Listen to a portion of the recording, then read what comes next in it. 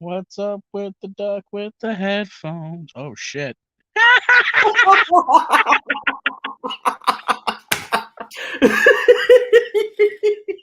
You're a fucking asshole, bro.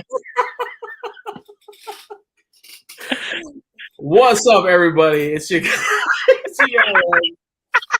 and I am back with another live stream. What is going on, guys? I do apologize. I want to sincerely apologize. Number one, for putting him on blast for singing whatever God knows what that was. But I was actually live at 6:30, and for some reason, I could not invite. Like nobody was finding the link to the live, and it was weird because it said I was the only one in here. And when I went on my YouTube channel, it usually shows that the stream is live. I checked it right now, and it shows that it was live. But for some reason, when I uploaded the live stream, I scheduled it for a later date, it actually wasn't showing up. And I was kind of confused. So I went ahead and redid it. I recreated the room, guys. So I know it's 7 o'clock here, Pacific Standard Time. Usually I do go live at 6:30, so I do apologize. But there is a list of topics that we are going to hash out tonight, man. And my fellow wrestling fans, as you could see in the chat here, Bay Area, what's good? I know you're not into wrestling, but hopefully you will find this enjoyable for your Wednesday evening. POB, what is up, bro? Hope all is What well. up, fool? What's up, POB? And we got Big John in the building. Ah, What up? We the ones, brother. We the Rez, ones. I'm gonna fucking kill you, bro. And week, son. Let's go. Let's go. Let's go. That's right. And we have another That's guest. my we the ones. We have another guest that I'm gonna let hop on right here. Yo. We got the homie Phil. What's good, bro? Long time no see, man. How you been? Not good. Depressing. He's a Cody Rhodes fan, so you know his frustration is high right now. But you know, WrestleMania 39 was one for the books, to say the least, guys. There was a lot of stuff that happened. Rez, I hate you so much. Ray and Dominic. That's cool, man. It's not my fault. No, it absolutely is your fault. You could have at least gotten me the part when I was doing the actual Cody Rhodes song, you son of a bitch. American Nightmare. Oh, man. But anyways, guys, this live stream right here, okay? If you're new to the live stream, sorry, I don't want you guys to be confused here. I do these lives every Wednesdays at 6:30 p.m. Pacific Standard Time, 9:30 p.m. Eastern Standard Time. I do different topics every week, or I try to at least. I don't just talk about wrestling. I talk about sneakers, jerseys, sports, whatever my life revolves around, whatever, you know, I'm currently in the mood to talk about. That's kind of what these lives are. But I do take requests. If there's something specific that you want me to talk about, please hit my DMs. You can find my social media handles in the description of this live stream. You know, I have Twitter, Instagram, Facebook, and YouTube, of course. So you can reach me there. You know, but this week I wanted to talk about WrestleMania 39, which was hosted at SoFi Stadium in LA, because you know, basically Hollywood, the neck of the woods. WrestleMania goes Hollywood. Not the first time they've been to Hollywood. They actually were there back in Mania 21, I believe. Yeah. So that was definitely a long time coming. I do hope they come back to the Bay. I know next year. 8 years, man. 8 years. LA. Is going to be interesting. 8 years since they were in San We're going to Jose. Philly. Rez, you're coming out to Philly next year, right? Oh man, I don't know if I could deal with those Eagles fans though, man. That's okay. You know what? It's going to be a good vibe. I'm going to be there telling those Eagles fans to screw them. I'm trying not to get.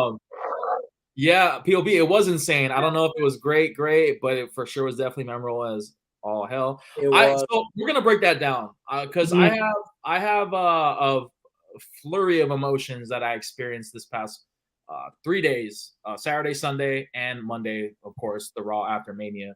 But I want to talk about WrestleMania. That's my voice. What is happening? Welcome to WrestleMania. Oh, right. Chris Ness destroyed. Yo, Monday night. where is your Cody Rhodes shirt? Come on, what are you doing? You gotta get in the spirit. Come on, man. Where? You gotta get in the spirit. What are you doing? There you go. Fine.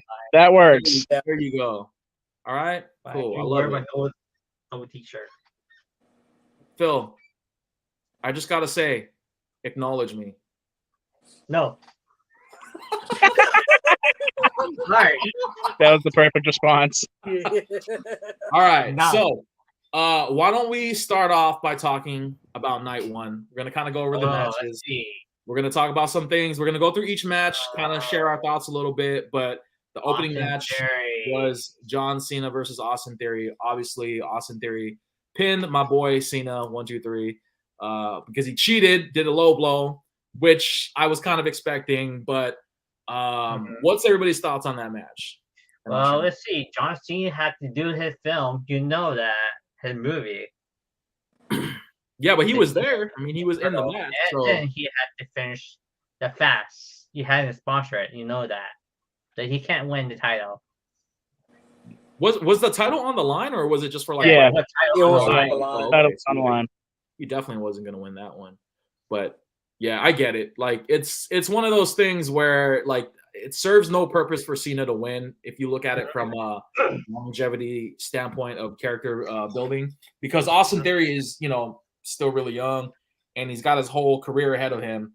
And Cena's already kind of like there to just put asses in seats. Like he's just there to sell tickets and obviously finish what's left in the tank for him. And it's kind of, I was saying this earlier. Not much based on how he was sucking wind after 3 minutes. Yeah, like it almost felt like a match that was just like, okay, what next, because we all knew what was going to happen. I don't know if any of you guys thought Cena was going to win. I didn't. I already kind of. He's not gonna win because he had to do his film. Yeah, but Hey man, we continue. This is 21 years in a row now with John Cena in a match at WWE at some point. So there you go. Yeah, it was.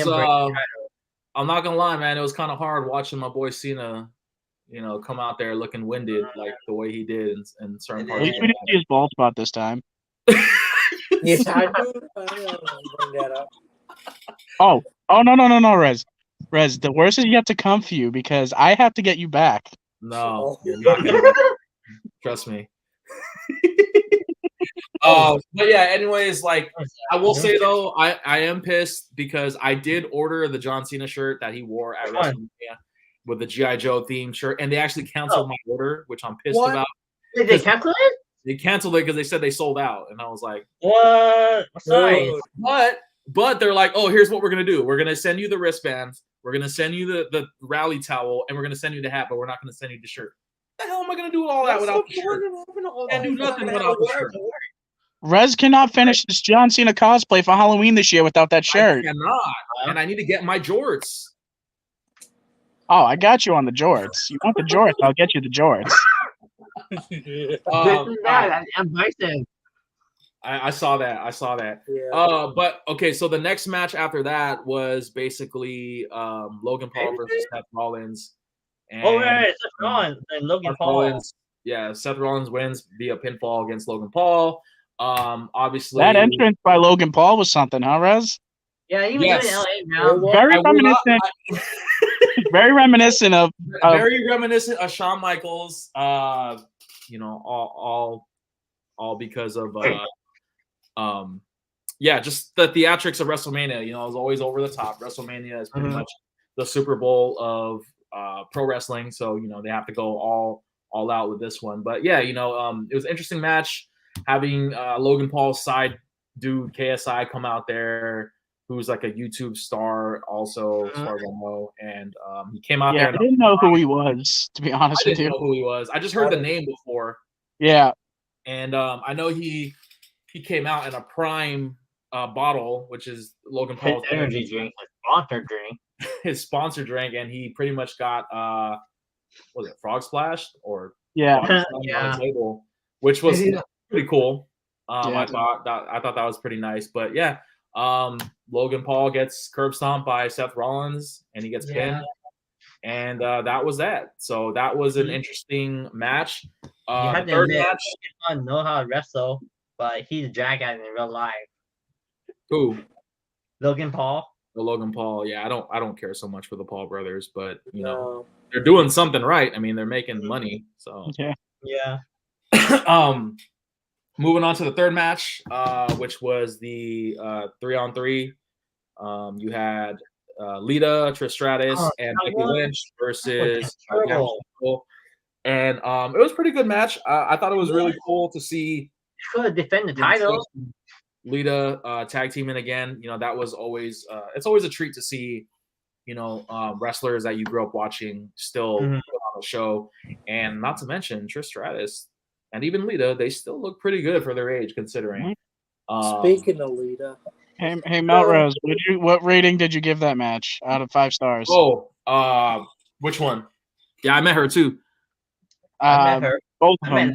Both we said so far. The Logan Paul one and the so the Cena Theory match, I give a 3 out of 5. I'm a little biased because Cena didn't win, and the Logan Paul Seth Rollins, I give it a 3.5 out of 5.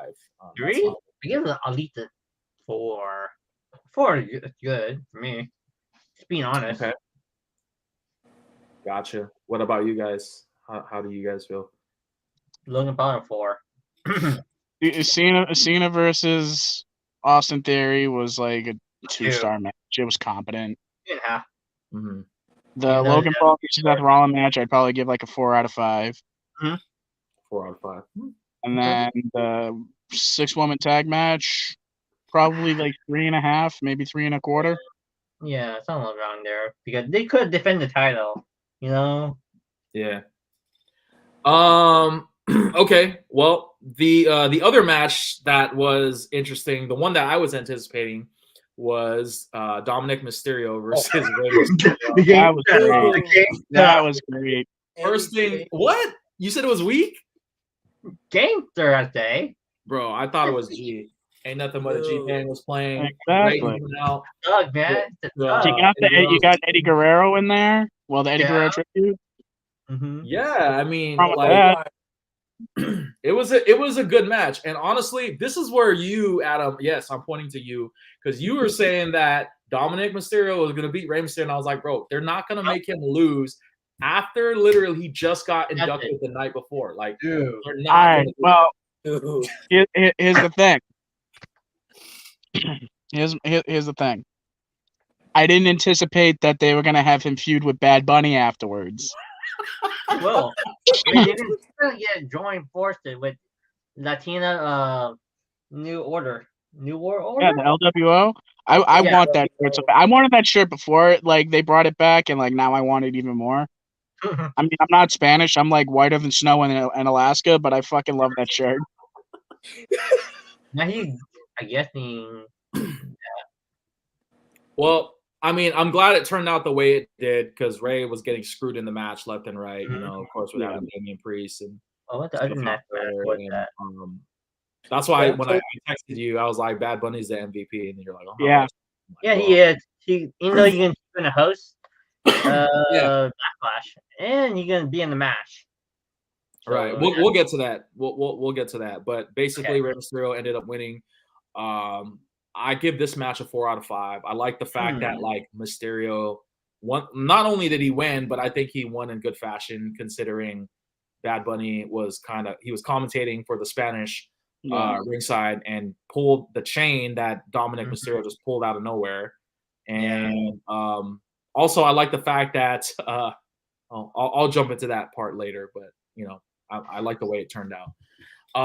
Okay, and then of course you have the women's championship match with Flair. That was a good one. That was my favorite match of my favorite like wrestling match. That was my favorite of night one. Dude, see her nose got hit in the face. Yeah, no, that I mean that was definitely one for the books. I'm sure Rhea Ripley is going to go very far in WWE, assuming she doesn't. Unless Charlotte decides she wants the title again. What is it with Charlotte that people don't like? Like I don't hate her, but I don't like It's because the same reason why a lot of people hate John Cena. She wins all the time. Yeah. Yeah, it's but literally nobody at hates this Cena. point. At this point, it's Charlotte wins LOL, and then we'll talk about the other person that has a similar issue for night 2. Okay. Got you. Well, I'm just saying there. I don't hate her. I don't like her. Like, it's not that I don't like her, but I don't see what all the hate is. But we can discuss that. It's because she wins all the time. That's why. It's like the reason why everyone hated the Patriots for such a long time. They win all the time. Well, not all I mean, I love it, but fair point. I wish Neil was here. I'd just throw that in real quick. But yeah, it was a good match. I'd say I would give that match a 4.5 out of 5. I'd go 4 3/4. 4 Definitely give it a 4. Not quite a 5-star match, but like it was probably my favorite wrestling match. Not my favorite match overall, but my favorite wrestling match was that match. For night 1 or just in general? For night 1. Gotcha. Oh no, my favorite match overall was on night 2, and it's not even close. Okay. Well, after that match, it's Cody Rhodes versus fucking Roman Reigns. We'll get to that. Hey, we'll talk about that. In the meantime, damn, I wish I could play his theme right now. I don't want to get copyrighted. DMCA? Huh? DMCA, right? Copy issue. Copyright. Yeah, I don't want to get monetized. It get delisted. All that good stuff. I can't play copyrighted. I can't play copyrighted music because I'm not famous like that. And listen. If this gets copyright strike, then Rez can't pay his bills this month. That's right, man. Look, I'm in the freaking dark here, dude. I have to resort to using a ring light, so I don't have light. So. And we all know the YouTube money that Rez makes, so that's quite a significant sum of money. Right, because my $20 a month is life changing. So Oh yeah. Right. You know my favorite part about night 1, man. You know we mentioned the Ray and Dominic match. In the match where Ray took off his belt, We'll get to that. Yeah, we'll get to that. I was gonna mention that part, but yeah, we'll get to that too.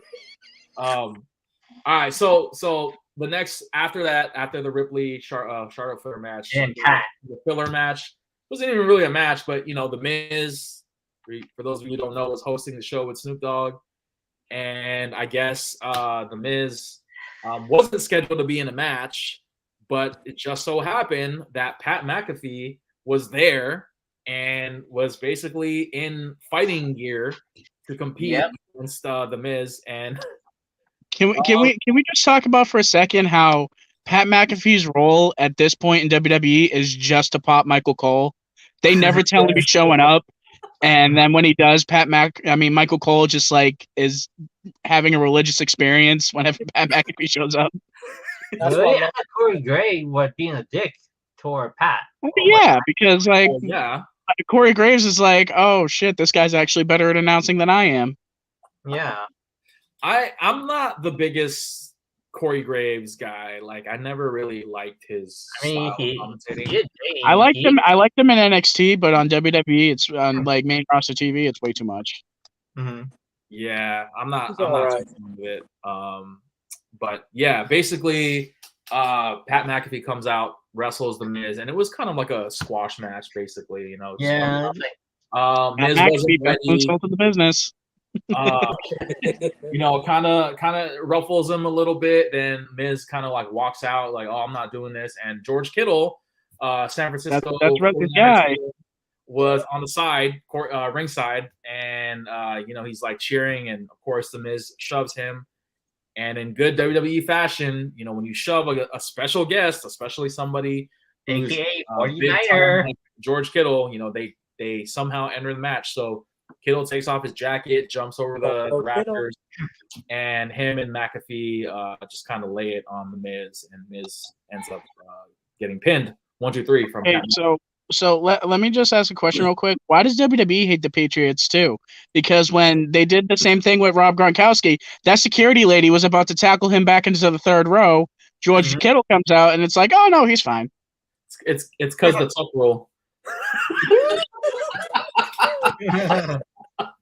It's a tough rule. First, you put me on blast for my angelic voice, and now you bring tuck rule. I don't know. Do you have no shame? I don't, because yo, the bloodline is here, baby. That's how we do. That's how we do. I'm gonna be doing this all That's night. all right. Come SummerSlam, you'll be singing an entirely different tune. I promise. SummerSlam, that's so long from now. Come on now. You know what? I'm looking forward to it. I have the date circled on my calendar. 1 year. Yeah, so moving on to the main event of night one, which was one of my favorite, if not my favorite part of it, which was Sami Zayn and Kevin Owens tag teaming against the Bloodline, Jey Uso and Jimmy Uso for the tag titles, unified or undisputed tag titles. And that was a good match. It definitely went the way I anticipated it would have gone. Was Solo Sikoa in there? I couldn't remember. No, it was just the Usos, I think. That's the Uso. Okay, so he didn't interfere or anything like that? No. Okay. So it was a good match. I mean, everything from, blindsiding the ref to, almost getting pinned to kicking out of a signature move for the very first time. Like, all those things added into this match, I think made it awesome. I give this match a 5. I thought it was awesome to see kind of just the fight that Sami Zayn had, like, when he kicked out of the 1D, and it was just like how it should have played out, how the entire event story. First time Kevin Owens and Sami Zayn won the tag titles together, so that's definitely the fact that they have. Is that just in WWE, or does that include their Ring of Honor or PWG run as well? Speaking of which, did you guys see the little cool Easter egg on their wrestling attire? I did. No, I didn't. What was it? So they had Kevin Owens had fight on it. Sami Zayn had his little Arabic, I think it's his name in Arabic or whatever, but it had the PWG logo built into it. So on the fight it said fight, but then it was surrounded by the PWG logo, and then his little Arabic words on Sami Zayn's tights had the PWG gorilla on it too. It was that was really cool. Wow, I didn't see that. That's a cool little Easter egg. Yeah, if you watch the Raw after Mania too, you get a really good look at it. Yeah, I'll have to check it out. Yeah, we're not going to talk about that either though, because that was for sure. What Triple H created idea. I mean, the match itself, I think both sides of it did an awesome job. And then, of course, the Usos coming out in the white We the One shirt. I got to get that shirt. The white one is dope. Oh, it's clean. Is Mrs. Rez going to be happy about that? happy. I will get to her reaction in just a moment. I thought it was funny as shit the way my wife reacted to this, because she knows nothing about wrestling other than The Rock. So that's all she knows. But yeah, that was pretty much the end of night one on Saturday. Night 2 for WrestleMania was probably the most Vince McMahon writing right here. I don't know. Yeah, I don't know how to put it in words, but night 2. Vince McMahon writing. Right. Wait. Before we get to night 2, I just want to point out one thing that got me, that was wicked cool to me, that made me think Logan Paul was actually pretty good at this, even though he's a terrible human being. When he does the frog splash on KSI on the table, you see in real time go from I'm gonna hit Seth Rollins to this, to when he realizes it's KSI on the table, so he tries to stop himself. He tried to stop him in midair. Yeah, he was like, "Oh shit, no," and then hits the splash anyways. I didn't. He had a spoon in his hand. He was because he spit the prime or whatever, which I agree, you should spit that prime. It's not good. You tried it? I have. Unfortunately, it's because we sell it at work, and they're like, "Oh, you want to try a sample of this?" Didn't tell me what it was, and I was like, "Oh, this isn't good." Then I looked at what it was. I was like, "Oh, okay, that makes sense. Why I wouldn't like it." Really? How would you rate the flavor? -3 out of 5. Compared to energy drink. Wow. But yeah, I saw that and I was like, oh shit, that's kind of cool. He realized at the last second, oh shit, this isn't Seth. Oh no. Yeah, that does not sound good. But Yeah, night 2 was also one for the books as well. The opening match for night 2 was Brock Lesnar versus Omos, and this was kind of like a squash match for me. I thought it was gonna. I thought I should have won. I thought it was going to be longer, to be honest with you, and I thought we were going to see a little more craziness. But I mean, at this stage in Brock's career and his, like, what else are you going to see other than a suplex and an F5? Like, you're really not going to see much. You should have seen Brock Lesnar take the pin. That's what you should have seen. Mm-hmm. Yeah, you're trying to build Omos up to be like this unstoppable monster, and then you have him job out to Brock Lesnar, and basically what's a squash match? Like you're completely undermining all you've been trying to do with Omos. So do you agree? Do you guys agree with that result or no? Do you feel like no, not really. No, Omos should have won. Yeah. Especially considering that, like, everywhere they're saying, "Oh, Brock Lesnar's going to be wrapping up his time with WWE soon." Like, what can it possibly hurt to have Omos beat him? Right. Oh, by the way, guys, for those of you who are wondering, if I could just to recap night 1, just to go back a little bit, I would give the whole night 1 a 3.5 out of 5. That's my final result on that. So I'd probably go like closer to a 4. A 4 for me. I'd say, yeah, for me, like if I was being really generous, maybe a 3.8. Really? Yes. Okay. For night 1. Yeah, that's kind of how I would rate that night. But I can't wait till we talk about what I would give night 2. Well, that's gonna be fun. Oh boy. So yeah, basically after the Lesnar Omos match, we moved on to the women's what was it? There was like a bunch of women wrestling. It was Liv Morgan showcase. Oh, night 1 we didn't talk about the men's showcase where the Street Profits won. Yeah. Oh shoot, that was night 1, right? But was that part of the program? Was that like televised? Yeah, that was on there. That was part of the program. Damn, I missed that. I'm sorry. Right I did not watch that match. Actually, I missed that match. I do apologize, guys. Well, someone has to do some homework. I was too busy trying to buy food for Mania. Leave me alone. Yeah. But it was the Street Profits versus the Viking Raiders versus Braun and Ricochet, and then you have the Upper Cavity, and then you have Shoosh. Sorry, Shoosh, please. I had to do that, but the Valhalla. Oh, Valhalla, yeah. Valhalla. Yeah, no, that I didn't watch that match, but I'm glad the Street Profits won because I actually was rooting for them to win that match. And I mean, didn't really serve a purpose. Like there was no titles on the line or any. No, it was just basically to get more people on the card. Right, but I can't give a rating on that match, but I will say I do agree with the outcome of the result. It was like a 3-star match. Wasn't anything crazy, but the right team won, so. Okay, so yeah, the women's match with Liv Morgan, Raquel Rodriguez versus Natalya and Shotzi, versus Ronda Rousey and Shayna Baszler versus Chelsea Green and Sonya Deville. Rousey, Ronda, and Shotzi, or not Shotzi, I'm sorry, Shayna Baszler came out victorious. That match, I'm gonna be totally honest with you, I kind of use that match as time to like warm up my food. Really? Wow. And it was a nothing match. It was like you didn't miss anything. Yeah, like I mean, I saw bits and pieces of it. Like I saw the part where they threw Shayna Baszler out of the ring, and then they were like calling Ronda to come in, and she starts rolling up her sleeve, like the typical Ronda Rousey stuff.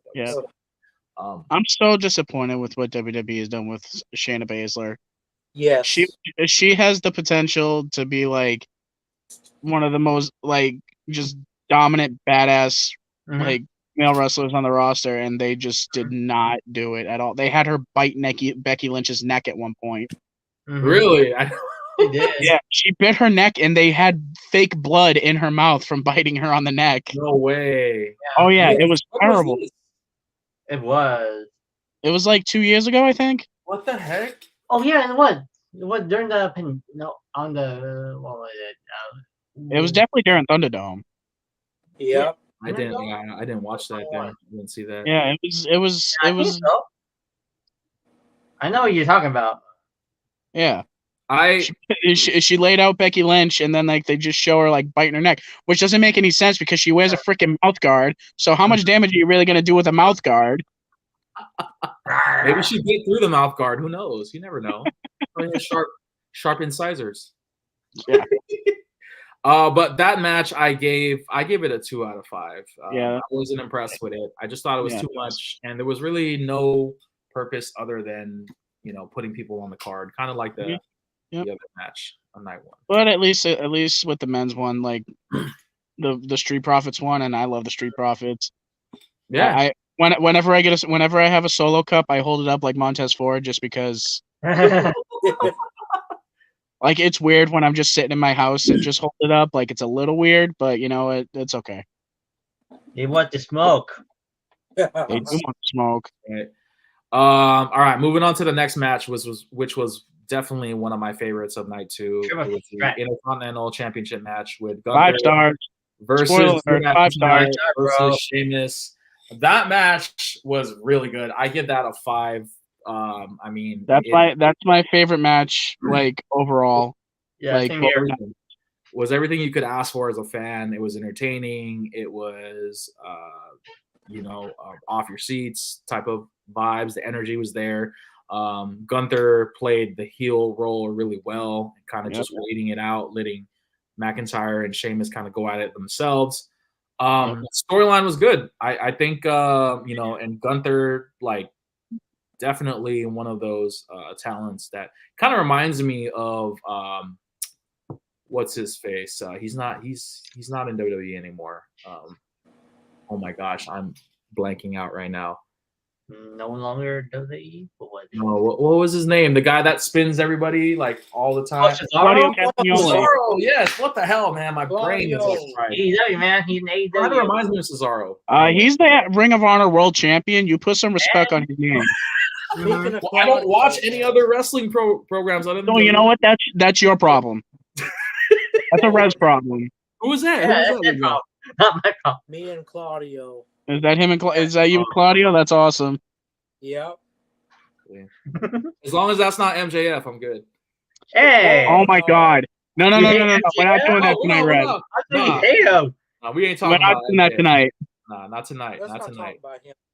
For a little peek behind the curtains, me and Rez have gotten in decent debates on the merits of MJF as a wrestler and as a heel. He doesn't see it, but you know what? We're not gonna judge. We're not gonna get into that. About that tonight. This is Mania night. Okay? Right now. Still on that Mania high. So, but you're on a Mania high. I'm certainly not. I'm not really. It was the match in itself with Gunther and Sheamus. Oh yeah. If you guys didn't see it, I highly recommend watching it. It was a really good match. I think if you're new to wrestling, you want to feel what people feel. Like, why do people get hyped? Watch that match, and that will watch whether he's Walter when he's in NXT UK or Walter in NXT, or like now he's on the main roster. Watch his match against any match of his against Sheamus. Like, bro, like God, I think I might be in love with Gunther. It's fine. Oh, you know what was funny as shit? My best friend, he sent me a text and he was like, because he hasn't watched wrestling in like forever, so he doesn't really know too much. But he was like, "Is that Eric Trump?" Oh my God! Don't do that. And I was like, fucking friend. And I typed it in, and I was like, "Oh my God, dude!" Jesus Christ. No. No. So you'll never be able to unsee it now. Sorry. No. Why would you? All right. No. The next match, and I know a lot of people are gonna probably feel some type of way. It was for the Raw Women's Championship with Bianca Belair versus Asuka, and I don't want to say unfortunately, but Bianca Belair ended up winning. Asuka 1, 2, 3. This marks a year, like a little over a year now, that Bianca Belair has been the Raw Women's. Yeah. And I know a lot of people. I'm an Asuka fan. I like her. And I feel like she should have won. She deserves it. She does deserve that. Yes. I think Bianca Belair is kind of like a babyface. Like she is. I don't know if you guys saw her entrance, but she came out with all those little girls. Did you hear what happened with the little girl that did the roll on the stage? I heard Triple H all time, bro. Yeah, her mom. That's so messed up because like when she showed up, when she was on NXT, like she was like undefeated for a very long time. Yeah. Yes. And now she was undefeated on the main roster until fucking Charlotte beat her. Oh god. Oh, so that's why people hate Charlotte. Got it. Yeah, because again, Charlotte like just beats everybody. It's so annoying. You know what's so funny? This is what during Wrestlemania, during when two of the Japanese competitor was World Rumble winner. One is Chicken Nakamura, one is Asuka. Both of them lost. Both of them lost to AJ Styles and Charlotte. We're not talking about Royal Rumble winners that lost their title match. We're not going to talk about that. It's so subject for me still. Yeah, I'm talking about that. I feel a little bit like upset about that because like I do want to see Asuka win, but I also understand like with the way WWE books things, they tend to like let baby faces just continue to run. Like we all know, like Cena was pretty much dominant like throughout the early 2000s, or not early, but mid 2000s to like 2010, 2012, I think, when it started to kind of change a little bit. But yeah, like I get it. Like and to answer your question, Adam, like I did hear. I know Triple H was talking about that little girl. Yeah, it was really sad. But yeah, it's unfortunate. We're not gonna. We won't go into detail, but it is unfortunate.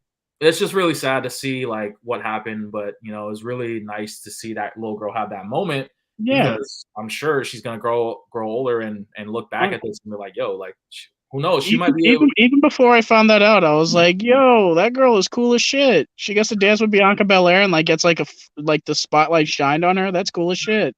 Yeah, that's really cool. And I always like those stories, like when like wrestlers, grow up and then they're actually wrestlers in the future, and then they have pictures of them before, like as fans. Like I know AJ Lee was one of them. Sasha Banks was another one where she grew up as a huge Eddie Guerrero fan, wrestling fan, and just a lot of different wrestlers and people that just look up. Like those stories to me are always like, wait, who? Mercedes Moné? You mean? Yeah, I mean Mercedes. Yes, Mercedes. Again, she's not in WWE anymore, so I know. So Rez doesn't care. I don't care. And so then she is WWE. You're dead. You're dead to me. Okay. Dean Ambrose, what? Who? John, what? Dean Ambrose? John Moxley. Dean Ambrose? Yes, I know. John. Jonathan? Claudio, who? You mean Cesaro? Who? What's his name? Yeah, but that match, like, I give it it was definitely a good match. I definitely give it a 4 out of 5. I just hate the result, but it's okay. It was a good match. It was a good match, but I just wish the title was shifted. It was hella pushing her. That's thing for Asuka. See, she's gonna become the next Charlotte, though. People are gonna get sick of her because she wins all the time. Yes, Bianca Belair always win all the time. It's starting already. Like people aren't messing with Bianca as much as they did when she first like when she won the title from Mercedes Moné, because that's who she is now. Yeah. People were like, "Oh hell yeah, Bianca Belair, let's go!" And now people are like, "Oh, okay, Bianca Belair." Like almost a year. Come on now, give somebody else a chance. Ooh. Yeah, they should give someone a chance after a year. Yeah, WWE. We're all the boo. Oh my god. They should give people a chance with the belt after someone holding it for a year. Yeah. That's a smart booking decision. I wonder if that's going to affect anything else. This man is the booking guy, so he knows what he did on that night. Well, we shall see what happens this year because there's a lot of big news that happened with WWE too, which I will disclose towards the end of the live. But we have the next match, which kind of It was kind of like one of those filler matches again. It was Snoop Dogg as the host, Miz, with Shane O'Mac coming out unexpectedly, and apparently, it's so messed up. You're laughing. Shane O'Mac. The way this went down, with the Miz and Snoop Dogg being the host of WrestleMania, Miz was kind of asking Snoop like, "Yo, what was that last night? Why did you put me in the match? I wasn't ready." Snoop Dogg was like, "Oh, what? Like, you want to be in the match again?" He's like, "No, no, no." And then out of nowhere, Shane McMahon comes out in his whole Shane O'Mac jersey and his little stick. Shane is very old, man. Comes in the ring, match starts. Literally, Shane McMahon gets a few punches in there, throws the Miz at the ropes. Miz runs towards Shane McMahon. Shane McMahon, dives on the floor, gets up before the Miz goes back towards him again. He jumps over the Miz, okay, like does like literally like the splits in the air, lands on the ring and tears his quads, guys. Like this is a real and falls to the ground, can't get up. Keep in mind, guys, this was not staged. At least the tearing the quads part. Like no, he legitimately tore his quad, so I'm not laughing at that. Tore his. I'm laughing at the fact that he's so desperate to be his dad that he's tore his quad. So, of course, what are you gonna do? You're in the middle of a match and you cannot get up because you tore your freaking quads. Dude. So of course, Snoop Dogg he stepped in, laid one on the Miz, knocked him out cold.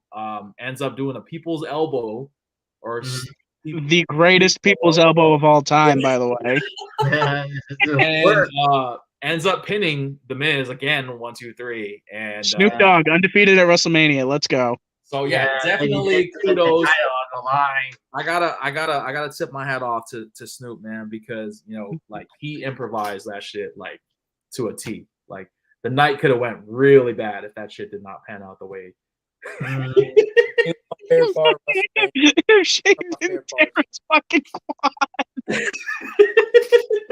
You're laughing. It's not funny, but it's so damn funny. Well, for those of you who don't know, there's some irony with this injury because Vince McMahon, who was Shane McMahon's father, actually had the similar injury at another wrestling event back in 2005. And it was the Royal Rumble. And it was when Cena and Batista both got eliminated at the same exact time. Both landed on the mat. Not planned, by the way. That was actually an accident.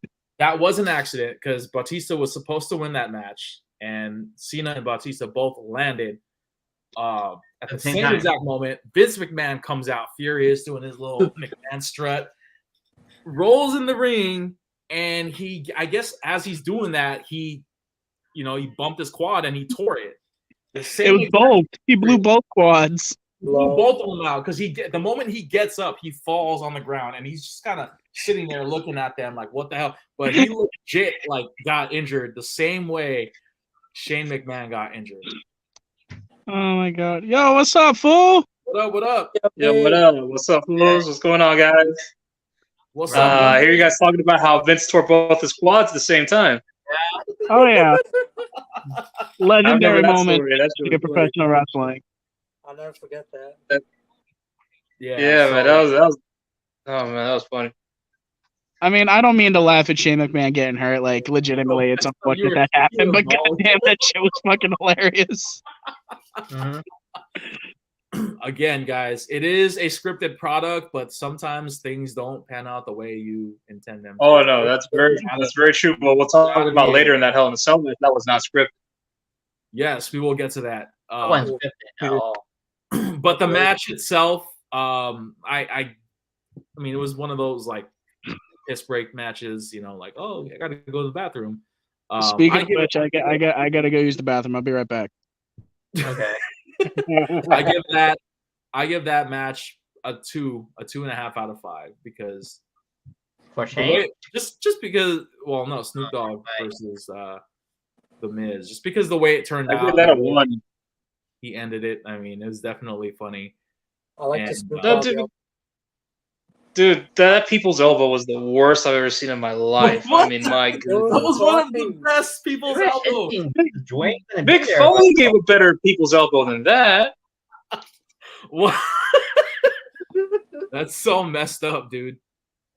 I've seen Mick give people's elbow that was way better than that. Messed up, man. But yeah, no, that match did not go the way it was supposed to. Shane McMahon was supposed to go out there, and I'm almost certain McMahon was supposed to come out. I would have let the scene into a coast to coast before he got hurt. Oh my Yeah. gosh. Oh man. All right, moving on to the next match, which was Finn Balor. a hellish match, no pun intended. But it was a Hell in a Cell match between Edge and Demon Finn Balor. Basically, for those of you who don't know, Finn Balor has, this alter ego as being a demon. Where he comes out with the face paint and all the bells and whistles. He's not an actual demon? No, he's not. What? The demon is one of my favorite personas. I will say that I love Demon Finn Balor. I was actually very surprised that Edge came out. There was a lot of rumors about this match of how Edge was going to come out. And one of the main rumors that intrigued me was that Edge was going to come out with Gangrel. Yeah. I heard that too. I heard that. And I was really stoked Poor about Gangrel. He's been booked for so many shows and just never ends up getting used. He doesn't. That's the thing. Like, it's so. I follow him on Instagram, and I love his passion. Like, he's still wrestling. He has his own wrestling school now, but like, he also has another business venture that he's very involved in. He does, man. And his hashtag is I don't know if I'm. No. I'm not gonna get demonetized. But let's just say the man stays busy. So, he had a match. Okay.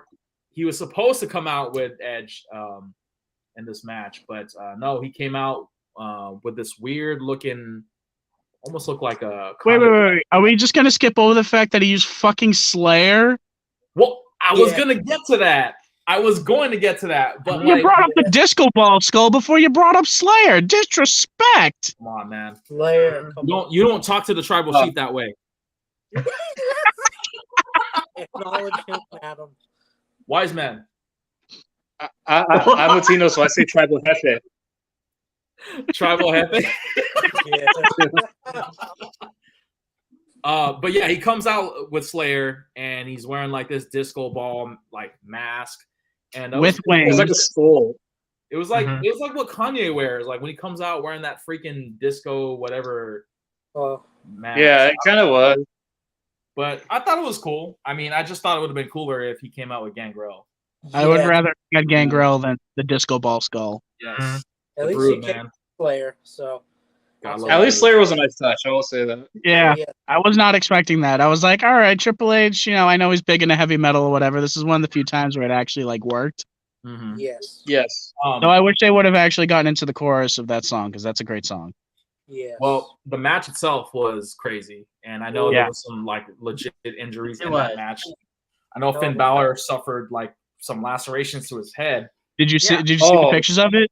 I did. Dude, that was bad. What are you doing? Don't be showing that on here. You can't be showing that. That one. That's a picture. No, can't be showing that. Dude, demonetized. All right, we can talk about Gangrel's other business ventures now.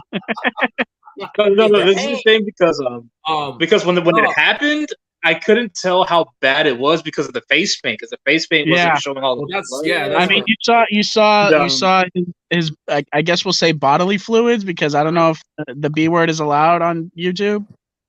I don't know, but I wouldn't. But also, bodily fluids leaves it kind of ambiguous, and that could be a whole other reason to get demonetized. There was a lot of color that came up. Yeah, there was a lot of color. Yeah. Mm-hmm. And if you look at the map, it was really bad because I think it's one of those things where you have to see it up close to see how bad it really was because you couldn't tell on TV. When did it happen? When did it happen though? Did it happen towards the when end? When he threw the ladder at his head. He had his hands out. I think one of the edges on the steps kind of got right to his head, and it was like, it looks like he headbutted the ladder, trying to be like, it got him. Mm-hmm. He got some color, as they say. Yeah, no, that was definitely not that was not supposed to happen, at least. Yeah, and I'm pretty sure Finn was supposed to win that match, but I think after when that gash happened, they pretty much told Edge, if Finn is really messed up, you got to take over this match. So I think that's what happened. Well, I don't know, because like if he was really that messed up, they wouldn't let him. I guarantee you, they wouldn't have let him do the spot off the ledge on the side of the cell. True. Yeah, but I'm pretty sure they want to do like some other extreme stuff. I don't think they would have. I don't think he had the green light to do that after that. Yeah. Mm-hmm. I'm just annoyed at the fact that they had the purple table, but they didn't show the red table. Yeah. Yeah, it's a generic color for them. No, I mean, I enjoyed the match. I thought the match was decent. It was pretty good. I liked considering everything that was going on. There was no titles on the line, and just kind of carrying on the story. It was probably the second best Hell in a Cell match at WrestleMania ever. Yeah. I mean, the first would be obviously end of an era between Undertaker and Triple H, and then distant third is Big Boss Man versus The Undertaker. I missed like when wrestlers would like climb the actual top of the cell, and then like I know Taker and Mankind. That was a classic. That'd be 25 years for sure. Mm-hmm. Yeah, main event. I give that match a 4 out of 5. I think that was. I think you're being a little generous there, bud. It could have been a 4 out of 5 if Finn hadn't gotten hurt. I give it like a 3 1/4 out of 5. That's fair. I'd give it like 2 3/4. 3. I would say 3.5.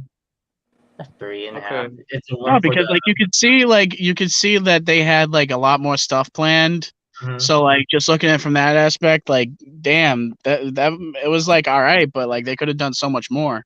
Mm-hmm. That's fair. I mean, I guess I'm just kind of being generous in the sense that Finn Balor took that injury like a champ, and he still yeah. And on top of that, you know what I would have liked to have seen though. What's up? I would have liked to have seen Edge win with a sharpshooter or a spear, rather than the concerto. Yeah. Yeah. Got you. I mean, the concerto, like I like the concerto though. That was a good concerto. Mm-hmm. It was a good one. Don't get me wrong, but I don't think it should have ended it with that. Yeah, I guess. No pun intended. All right. So moving on to the main event of night 2, which is basically gotta do this.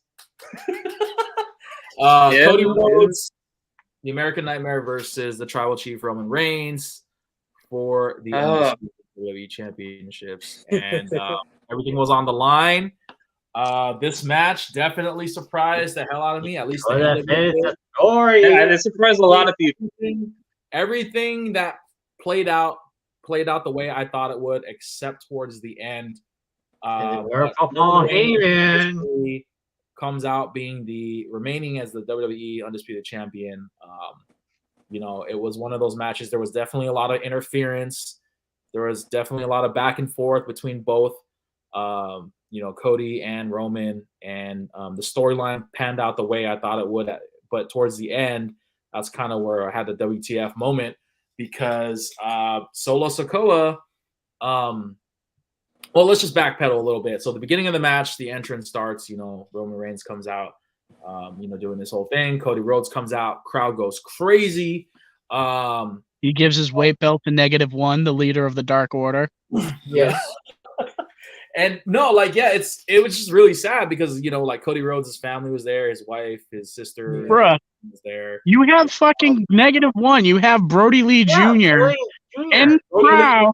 You give him your weight belt, and then you fucking lose. Hold on. Yeah. You've got about another 3 minutes before I explode, bro. So you better make it quick. Yeah. So he ends up coming out, right? The match begins. No Usos, by the way, no Bloodline coming out except for Solo Sikoa, who pretty much was the X factor of this matchup, because towards the match, at some point, Jay and Jimmy Uso come out and they both kick Cody Rhodes while he has Roman in a submission. And then out of nowhere, Sami Zayn and Kevin Owens come out, because them being the new tag team champions, fend off the Bloodline. Solo Sikoa gets banned from ringside, and basically the match continues. At some point in the match, you see Cody Rhodes starting to do movesets of his of Dusty, his father, rest in peace. You start to see that happening, and that's kind of the point where you're like, all right, this is where it's going to end. And then towards that part, if I'm remembering this correctly, Cody Rhodes kind of backs up towards the turnbuckle, and then all of a sudden, again, Solo Sikoa just pops out of nowhere. Samoan spikes Cody, and Roman Reigns wakes up and spears Cody, pinning him 1, 2, 3. And at that moment in time, the whole world just kind of froze for a second. And then we see another decade of another reign of terror. And by the way, guys, the ref did not see Solo Sikoa come back, so I guess that kind of is the reason why he came back. Yeah, no, you know. Am I happy with the outcome? No. Yes. Yes, you are. Say it.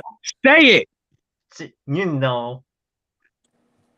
I want to hear your dirty little mouth say it. Say it. I love how that ended up. I was ready. I was ready for the bloodline to be done. Like, I really was. I mean, we're sick and tired for 3 long years. There's not much more you can say.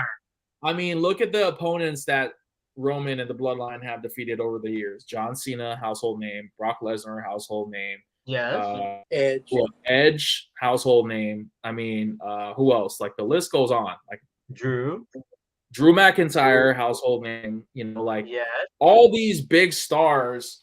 Roman has, kind of swerved his way, and of course, he had help from the Usos and stuff like that. But Sammy, he was a main eventer. Yeah, and that's what makes him a heel. That's what makes him a good heel, is that he manages to swerve his way through all this stuff. So that makes Roman Reigns a good heel, but MJF is a lousy heel. Nah, because Roman don't wear a stupid scarf. He doesn't wear a stupid scarf and come off being That's the point, Rez. That's the point. No, that's why he's such a fantastic heel. Hate him. No, that's the whole thing. MJF is the best heel in wrestling. Acknowledge him. This is the thing. You hate MJF for the right reasons. You hate Roman Reigns for the wrong reasons. That's what it is. No. He's better than him. No. Take that damn scarf off. Hey. Wear it with you pride. Leave that scarf on, Phil. You leave that scarf on. All right. I know I wanted to save some time in the live for Adam to speak his piece, because he was rooting for Cody Rhodes the entire way through. Not even just for Mania, but the buildup of Cody making a return. I don't know if you guys know this, but Cody Rhodes was groomed. They were pretty much grooming him to be the champion for months now, ever since his return from that really ugly injury that he had, that pectoral injury against Seth Rollins. It was an ugly injury. Nobody knew if he was going to be the same again, but when he came back, he came back at the Rumble, won the Rumble, which put him in front of the line to become the challenger for Roman Reigns' title at Mania. Just the buildup of everything was pretty much building up storyline-wise for him to be the person to dethrone Roman, which didn't happen. But all right, the floor is yours. I'll give you 5 minutes most. Okay. So, first off, if you're gonna do this feud, right, and you're not gonna have Cody Rhodes win, don't bring up Dusty Rhodes. Don't do it, because all you're doing is setting up these expectations like, oh shit, everybody loves Dusty Rhodes. They're going to bring his name in, so he's going to win. First off. Secondly, you have him fucking hand his weight belt to Brody Lee Jr., feel good moment or whatever, just for him to fucking lose. Yeah. Like bullshit.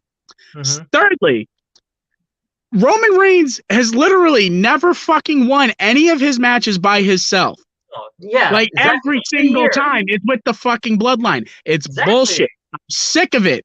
I'm sick and tired of seeing this fucking guy every week, every pay-per-view, Oh, I can't do it myself. Let me have the bloodline do it. You're supposed to be the best fucking wrestler in the company, and you cannot win this fucking match by yourself. You can't win any match by yourself. His first match against Kevin Owens, what happened? Paul Heyman fucking chained him to the banister or whatever at the stage in order to win the last man standing match. Literally every match you go through since Roman Reigns, I can't even talk straight. That's how frustrated I am by this. Yeah. You have Roman Reigns win every match, not based on his own merit, but based on the fact, and I know it's wrestling, I know it's all scripted or whatever, but damn it, it's still real to me. It is, man. Take focus off me. Can I just say this? Now I can't get into it. Can I just say this? That the ending of that match had Vince McMahon's fingerprints all over it. No shit. You agree or disagree? No shit. I'm sitting there. I'm like, all right, so Vince McMahon's clearly back in fucking power, because if this were Triple H, like Cody Rhodes would have won the damn championship. Exactly. Would he have had a particularly long reign?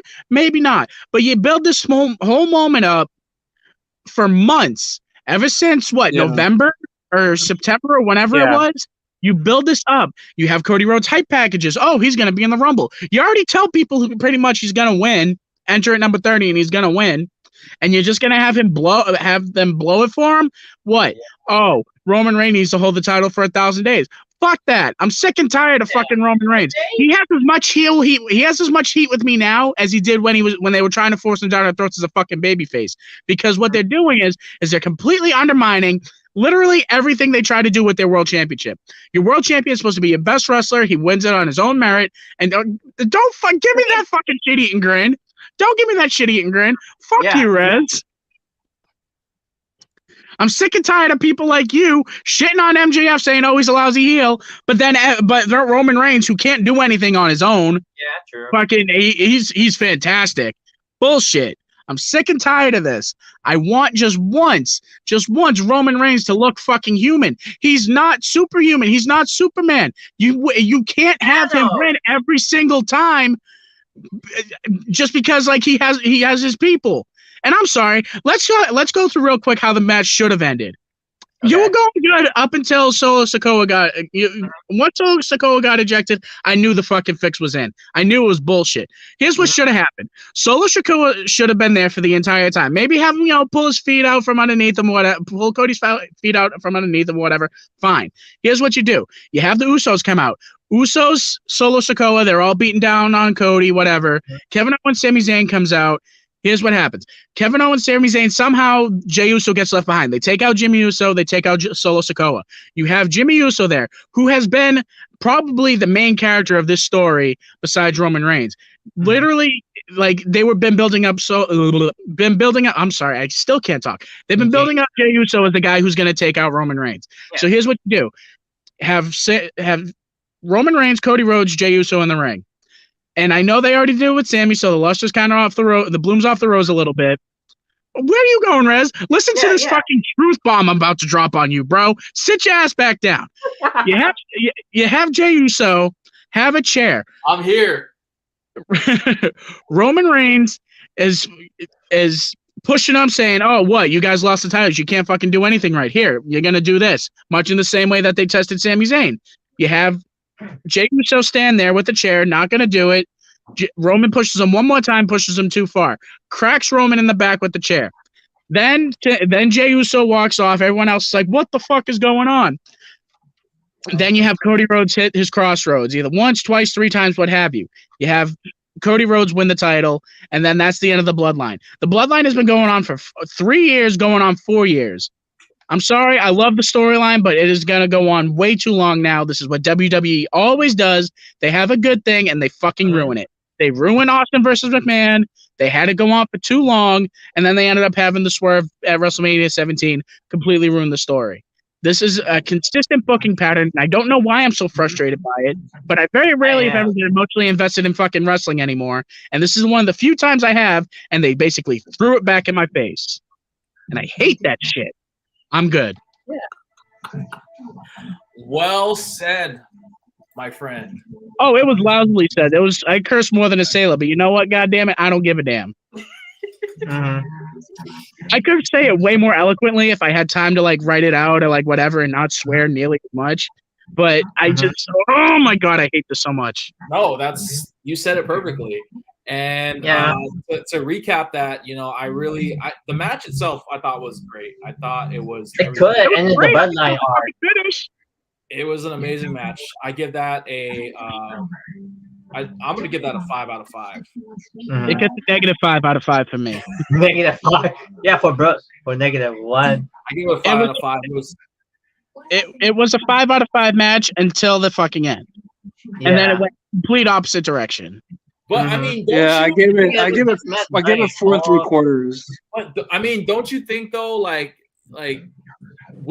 don't you want shit to be unpredictable? Like, what more do they have for him though? They have nothing else for him. There is no realistic challenges left for him. Cody was our last chance. Yeah, now they're gonna have Roman Reigns have him dick around for months on end, and then maybe Cody will get a title shot at SummerSlam, or maybe they'll do the rematch at WrestleMania 40. But if you're gonna do that, then what the fuck is the point of doing this whole match if you're just gonna have it be the build for the next year? It's the same thing they did with The Rock versus Cena at WrestleMania 28, and then WrestleMania 29. It was the same thing. There was literally no point. You put yourself in a position now where Roman Reigns has no credible challengers. Name one person on the roster right now that even, especially after Monday night, that could credibly take out Roman Reigns. I'll sit here. Take your time. There's no one left there. Not The Rock. No. Yeah. Okay. Well, all right. Well, I got one name, but he's injured right now. Let's hold on. Let me. AJ Styles. AJ Styles. No. I love AJ Styles. I've loved AJ Styles since 2005 when I saw the triple threat between him, Samoa Joe, and Christopher Daniels. AJ Styles is not a credible threat for Roman Reigns right now. Okay. Right here, legit, right? Okay. Like, legit challenge for Roman. If he literally defeated everybody on this path, you got to go within. It's got to be Jey Uso. It has to be Jey Uso.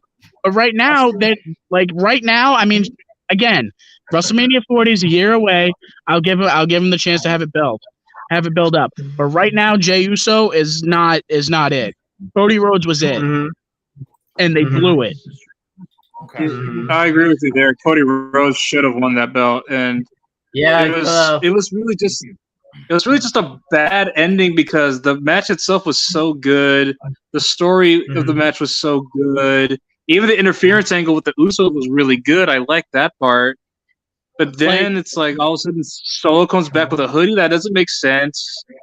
And then it's just like, no, that should not have happened. And I will give WWE all the credit in the world for this, which I'm right now is saying a lot for me because I fucking hate this ending. How they pivoted from Sami Zayn to Cody Rhodes, fucking beautiful, chef's kiss. Couldn't have handled it any better. Yeah, that's true. But it's pointless.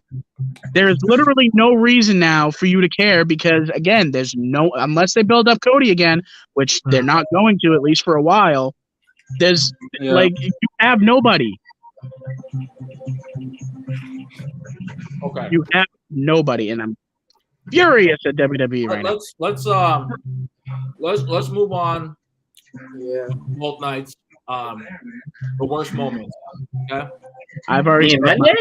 I'll step out of this argument. I can tell you right off the bat. For me, one of the worst moments was probably seeing Austin Theory beat Cena. No, man. To see that happen. A Cena mark till the end, Rez. I appreciate the consistency. Always. No, but real talk though, like I wish that the match was ended differently for Cody Rhodes and Roman because I do agree with you. I think from a creative standpoint and storyline build-up, like it doesn't make any sense. I mean, if you're gonna do that, like there's ways you can make it work. Don't bring up Dusty's name so much. Like for like the first 3 weeks, all they did was talk about Dusty, and you don't bring him up unless you're gonna be like, okay, well, Cody's gonna finish the job, or don't do the whole finish your story thing. Like, don't do that. Like, you just build it up so much, and then not to deliver. Well, just spit in my face. That kind of come to my house and spit in my face. that was kind of like in poor taste because it was like almost those things where it's like, dude, what the hell are you guys doing? And you can definitely tell that there was a change that happened last minute. Like either happened the day of or like moments before the freaking match. It's because fucking Vince McMahon's back, and that's why he loves to rewrite shit at the last minute. Yeah, it literally was Vince McMahon writing all over it. I mean, can't change it anymore. What's done is done. I know. But I vented my frustrations. I feel better now. Thank you, Rez. What is everybody else's worst moment or moments of Asuka losing. Asuka? She could have won that match. I agree. Asuka should have won the championship from Bianca. Dude, Triple H was building up for her. She's literally like almost 5 months. She was building. She got her character correctly. Come on now. I mean, Muda got inducted into the Hall of Fame last night, bro. Yeah. And she does the Mist. Yeah. You shouldn't no-sell the Mist or make the Mist look stupid. That's what really got me right there, the Mist part. Yeah. By the way, I love Rey Mysterio's Muda mask that he wore both nights. Oh, yes. Was she wearing the Captain Marvel logo? Actually, yeah. I don't know what his inspiration was for his match against Dom. I think it might have been Captain Marvel. It's something about Captain Marvel or something. I don't watch the Marvel movies. Ask Rez about that. Come on, oh my god! I was wondering come on, what's wrong with you? All right. Yeah, I told you gotta watch The Lighthouse first. What about the best moments of Mania 39? What was your guys' best moment, huh? Logan Paul realized he fucked up halfway down. Yeah. That one. I'll tell you my favorite, man, and I mentioned it earlier. That during the Ray and Dom match, or Ray posted on Instagram. My best moment. I really like it. The conductor, where Seth Rollins conductor. Oh yeah, that was cool. Yeah, the whole thing was. I think what Big John said was probably one of my favorite moments when he took his belt out and he just started laying on his son. I mean, realistically, actually, the best moment was prior to that when Ray came out in the lowrider. That was the best moment for me. Can a whole match be considered a moment? Huh? Can a whole match be considered a moment? Because like the Sheamus versus Gunther versus Drew McIntyre match. Sheamus could have won that match. That was a good match. But really, though, like, again, Sheamus and McIntyre winning that match really would kind of bury younger talent like Gunther. Yeah. It really does not serve a purpose. I mean, there's the whole, like, Sheamus has never won the Intercontinental title thing. Like, he could be Grand Slam. You could make that a thing, but also I understand why you would have Gunther win, especially considering once he drops that title, he's going to be fast-tracked to fighting probably Cody when Cody wins the WWE Championship. Yeah, that's true. Or Jey Uso or whoever it is. Probably Jey Uso, actually. Right. What about your thoughts on WrestleMania 39 as a whole? Night 1, Triple H writing is good. Night 2, it's all Vince McMahon writing all over it. That's my opinion. Night 1 was good. Like I said in the comment earlier, it's good. It's his writing. But Vince McMahon writing on Night 2 is terrible. Triple H was in control. I agree. Definitely Cody Rhodes. Yeah, it was. Mr. McMahon writing. So Raw after WrestleMania. Oh yeah, we'll get to that part too. Glad Stardust lost. Shut up! Wow. Daniel, come meet me somewhere. We'll have a strongly worded debate about this. Oh my god! I see you in the backyard. Best moments was definitely was Rey Mysterio pull out the belt on Dom. Also, Rey Mysterio was the lowrider with Snoop. Yeah, definitely that was probably my favorite moment of WrestleMania, next to him getting inducted. So that was pretty cool. As far as everything for me, I would say WrestleMania as a whole, it wasn't the best WrestleMania, but it was definitely a shocking. I mean, if we were to do like the tier system, like you'd have your S, A, B, C, D, F, whatever. I'd probably put it in like high B tier, maybe low A tier. Like it was not. It was objectively, it was a good WrestleMania, except for like my opinions on the ending. Mm-hmm. So, like, but it was pretty good. Like it wasn't bad. Right. Okay. Sorry, guys, my mouth is full. We gotta talk about. You're playing a prank, but I know how. Raw after Mania. Oh, so it's been Mad Running all over again. Bro, it was god awful. I am angry that I sat down and watched the entire thing. Oh, really? It was that bad? I didn't actually watch it. Really bad. I just saw it was bad. Pieces. It was very bad. Let me find it. I definitely. My theory is like because at one point they have Seth Rollins come out and like they do the whole chorus thing or whatever, and then they cut to commercial and it's him just standing there and then he just awkwardly leaves. Like, what the fuck was that? Oh, what I'm thinking it was is that maybe they were gonna have Jay White debut. Nope. No. Jay White's in AEW now. Yeah. Oh, did he? No, he didn't sign with AEW, did he? AEW, yes, he did tonight. Yeah, they announced it. He's with AEW. Yeah, okay. Announced it. All right, well then I don't know what the fuck they were doing then, but I saw a thing in between, like when they were doing the commercial or whatever. Someone recorded a video of like the producers talking to Seth Rollins, and he was like, "What the fuck is going on?" So I think they had. I can't see your screen, bro. I'll just pull it up. I'll pull it up myself later. Put it in the comments. Post the link in the comments so people could see it. Okay. Give me a sec. Oh, well, that's annoying. I was hoping Jay White would go to WWE. Nah, because he didn't do the more the Vince McMahon rating of the show at WrestleMania. Like, no, no, there's no way he signed a contract that quickly. He must have already had the deal in place, and then they just officially announced it. But there's no way he could have possibly known that EFC talking, merging, maybe. Again, that's one of those things like that probably was in place, but that would be very hush hush until they officially announced it. Why did I want to shut my camera off? I'm here. Oh, everyone's back on. I don't want people to see me when I'm eating. Why not? This might open up another financial venture for you. So okay, Raw after Mania, right? Like obviously, it's just kind of continuing the stories after Mania. The main event. I'm just gonna jump right into the main event because I really. Wait, can we talk about Matt Riddle's booty shorts?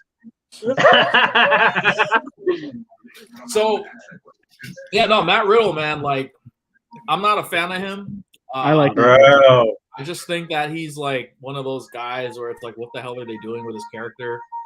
Comes out. Well, that's not his fault. That's WWE's fault. Yeah, Matt Riddle's a really good wrestler. It's like you come back after being on a hiatus and you come back and you're literally the same thing. Like nothing, no development, no. Like, what are you doing? Yeah. Like, I don't know. I guess I expect more from him considering his background, like his being like, mixed martial arts background and things of that. Like I'd expect more from him, but I get it. Like the whole thing with his character and violations of policies and stuff like that. Yeah. With Matt Riddle, like here's the thing: he could be significantly more than he is, and he's shown that he has the capability of doing it. Like look at his feud with Seth Rollins, or look at his feud with Timothy Thatcher in NXT. Like he can be more. They just don't want him to be that for whatever reason, except for fleeting moments. That's messed up. Like when he's being serious, he's very good at being serious. Yeah. Like his entire feud with Seth Rollins was really good. It was. Yeah. Hey, there's some background noise. I don't know whose screen that is, but if you guys could like mute yourself when you're not talking, or I don't know what that is. Oh, that's me. Sorry about that. Muted. Oh, you're good. You're good. I just don't want the like feedback to be interfering unless like you're talking. So, yeah. Sure. Oh, okay. But jumping into the whole main event, like with Brock Lesnar coming out, supposedly going to be Cody Rhodes' tag team partner. And we all thought at first I was like kind of scratching my head because like Cody Rhodes comes out after Roman Reigns, celebrating as a champion. Cody Rhodes demands a rematch, gets denied. Then he was like, all right, well, if you're not going to give me a rematch, then let's at least have a tag match. I'm just like, well, what purpose does a tag match have? There's no title on the line other than venting out your frustrations. Vince McMahon.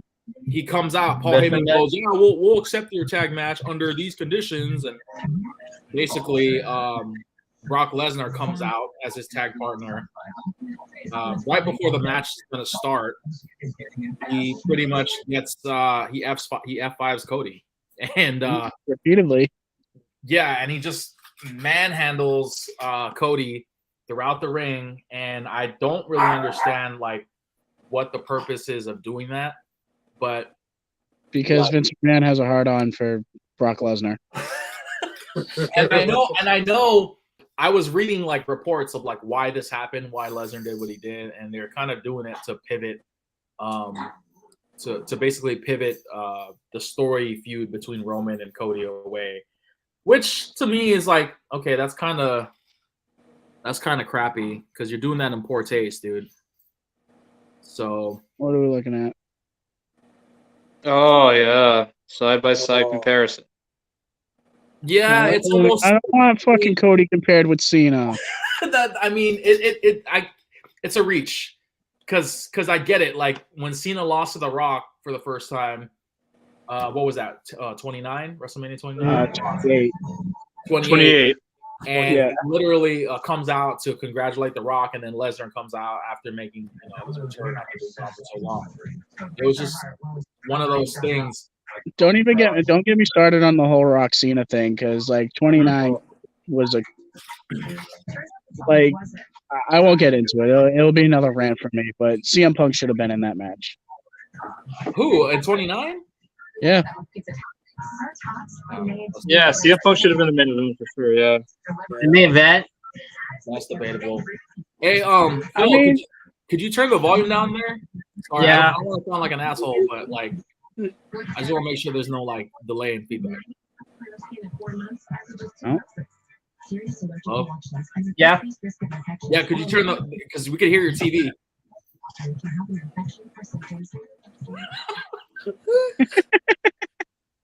Sorry about that. Thank you. The tribal chief appreciates that. You're gonna do this for a while, ain't you? My tribal I'm loving it. I'm loving this moment. I hate this so much. I gotta ask. I mean, I guess the question of the evening is the future of Cody Rhodes in WWE. Like redemption art. Cody Rhodes is winning that championship. Yep. WrestleMania next year. WrestleMania 40. So WrestleMania 40, Philly. You think he's going to be able to still outlast everything throughout all the pay-per-views and everything? Yes. Yeah. They're gonna sidetrack from the Roman Reigns thing, and then come Royal Rumble, they'll start it back up again. I don't think he'll win the Royal Rumble. He'll win the SummerSlam, but I think they're gonna end up doing Cody Rhodes. Either that or he's gonna win it at SummerSlam. He's either winning it at SummerSlam or WrestleMania. It's one of the two. Because like if you remember the build up to Rock Cena too, like he didn't like they said, all right, we're going to do it next year. And then Cena went off and did whatever for 11 months. And then they picked it back up around like Royal Rumble. Yeah. So. Got it. Yeah. Well, Cena was involved with like some good feuds with CM Punk and stuff like that. Yeah. Oh yeah. I don't know what they're gonna do with Cody because he's already stuff, and then they moved it back to. I think that's what they're gonna do with Cody and Romans. Yeah, Roman. I think Cody's definitely gonna be. Cody's gonna definitely be running with Brock. We'll see how that lasts, and who knows what other main event guy they're gonna put on Cody before they return it back to Roman. That's gonna be remain to be seen. And my main point being is, what are you gonna do with Roman? He's your world champion. Yeah, and you're not gonna use him for fucking a year because you have somebody else that can credibly challenge him. I mean, sure, maybe you'll throw in a feud with AJ Styles, but Roman's beating AJ Styles because they're not going to have. They're not going to have Roman lose for one of the big 4 or big 5 shows. Yeah, that's true. Well, I'm just hoping at least AJ gives a good match, which we know he can. Absolutely. I'll be happy as hell. Yeah. Ray Carson says Vince McMahon bullies his way and somewhat back in power, things not looking good. Watching it's the McMahon show. Beat by Samoan shake hands with a Lesnar, then get beat up by Lesnar, Cody Rhodes, and John Cena. Similar. Yeah, that sounds about right. Daniel says they're gonna pull a WrestleMania 17 with Cody, saying I have to win and have Paul Heyman turn on Roman, just like Vince helped Austin. No, for the belt. No, really? No, that's not. No, I think that's a reach. No, that's not even a reach. That's like where on Earth? That's on like Jupiter. Like no disrespect. I didn't see who commented it. Like no disrespect, but like that's not happening. Well, it's going to be interesting because Backlash is coming up. Is the next pay-per-view, and I know it's going to be in Puerto Rico. Also, Bad Bunny looks like they're still continuing the story between Dominic Mysterio and Bad Bunny. Yeah, it just started. Yeah, they're gonna have Ray and Bad Bunny fight Damian Priest and Dominic Mysterio. Yeah, it'll be fun. Yeah, interesting. Bad Bunny will hit everybody with Canadian destroyers. He'll hit Dom. He'll hit Damian Priest. He'll hit the ref. He'll hit Rey Mysterio. Everybody gets destroyers. So Mysterio. There's one thing I do want to say. I'm eager to see how Bad Bunny has bulked up because he has been training, and also he is preparing for a movie role for Marvel. He's going to play a Latin superhero. So I want to see how bulked up he's got. It's going to be interesting, yeah. I want to see how that. He was pretty impressive at the Rumble. I mean, even though he got like manhandled by Lesnar. Everybody gets manhandled by Lesnar. That's not a secret. Yeah. I think it's going to be a good pay-per-view. I think Backlash is a good pay-per-view to pivot off Mania. Yeah. Do you think Lesnar's going to do the job for Cody, or is Cody going to get destroyed like everybody else? It really doesn't make any sense for Lesnar to win. It depends on how much of this him to beat him off. I mean, depends on how much of this Lesnar gets. Yeah, and we've seen how much love Lesnar gets, but we also seen that like his time with WWE is limited. Like, there's no purpose for him to be title contending anymore, or even like get to well, they kind of took care of that because like that's the impetus behind him coming out and being Cody's alleged partner, is they were like, oh, he can't challenge he's not gonna be able to challenge for the title, and then Brock Lesnar after that match at SummerSlam wasn't allowed to fight Roman Reigns for the title anymore. Yep.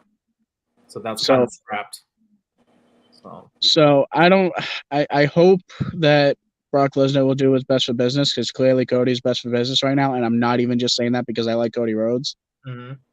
Like, it's either got to be Cody Rhodes or Jey Uso who beats Roman Reigns. Yeah, and I don't think it's going to be Jey Uso that does it. Yeah. Well, it maybe at some point Jey Uso will actually turn on Roman, but Cody Rhodes will be in the match for that. Well, yeah, you get the scenario I laid out could happen next year, just with slight modifications, where Jey Uso ends up cracking Roman with the chair, and then Cody wins, and then Roman and Jey go into a feud that carries them until like SummerSlam. What about Solo Sikoa? Do you think he's in this picture, or? I mean, I think Jay's gonna have to get through Solo in order to get to Roman. So that'll be like a mini feud on the way there, but like, so that he'd be like the underboss, and then like Roman Reigns would be like the main boss. Got it. It's gonna be interesting. Yeah.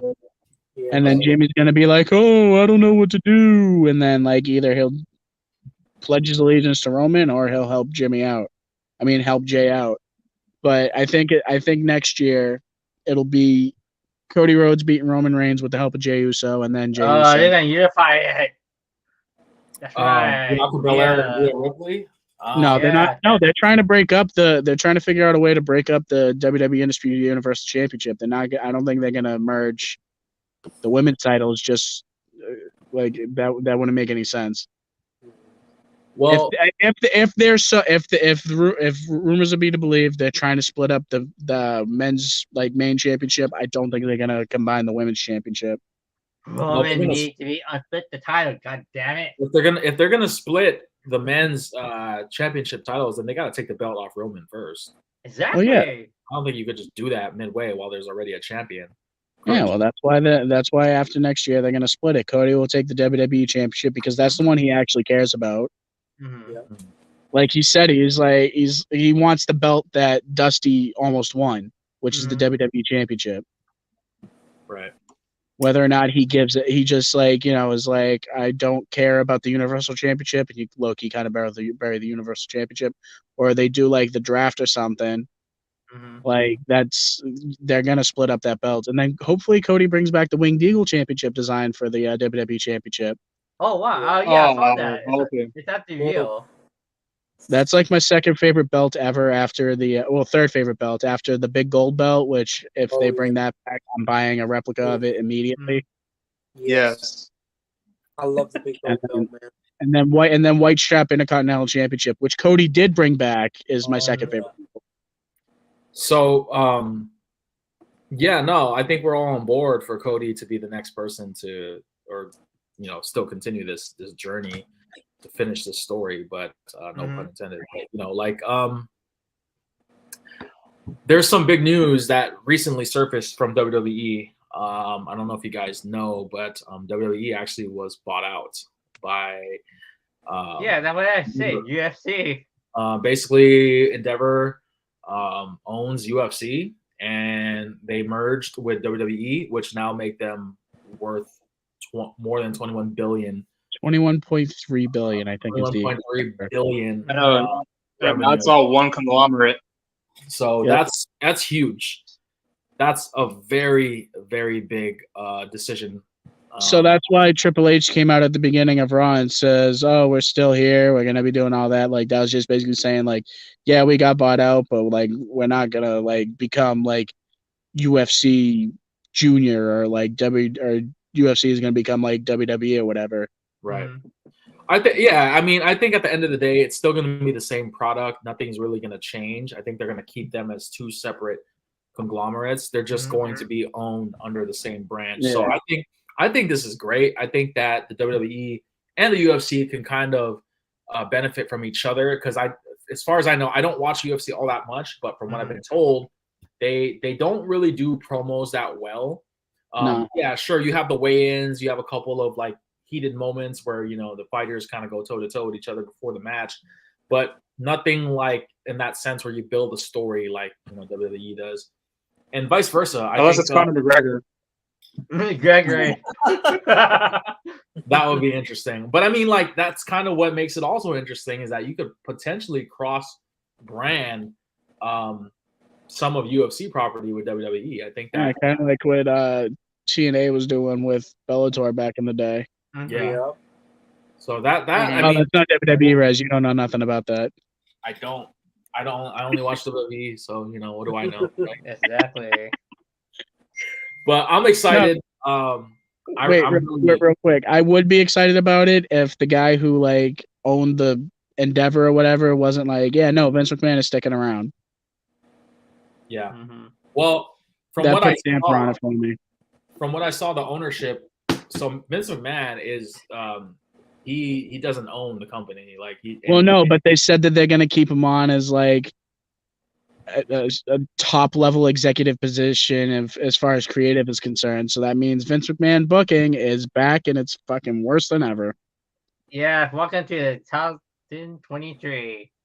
8 month Triple H. But good. Now this is the era of Vince McMahon.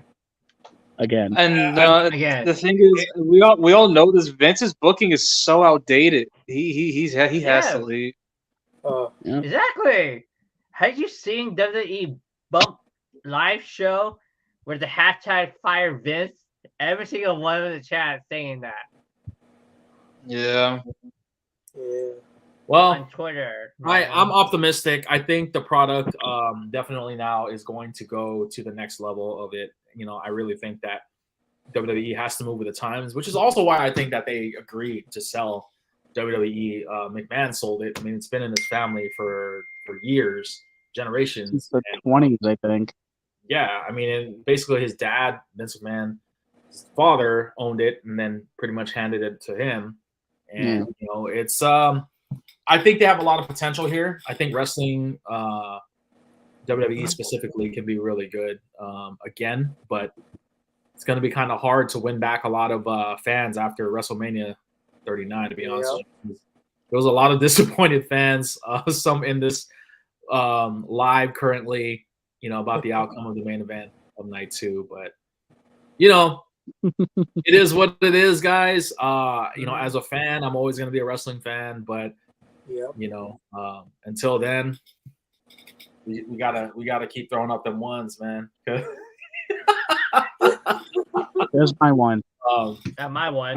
I don't throw up ones. I throw middle fingers like Stone Cold. That's my one. Yeah. So, I mean, what are your guys' final thoughts now? Everything. I mean, Monday where Bailey contract kind of went bye-bye. Drew McIntyre contract ended, so yeah. Well, you don't think he's gonna sign with another promotion company, right? Like, I still think he'll be in WWE. No, he'll stay. He's a WWE guy. Yeah, he'll stay. Depends on the deal. I really don't see him leaving. Like, he has a lot. How you see Bailey?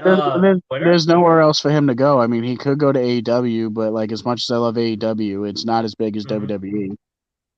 They won't pay. They won't pay him as well. He won't get really as much exposure. Mm-hmm.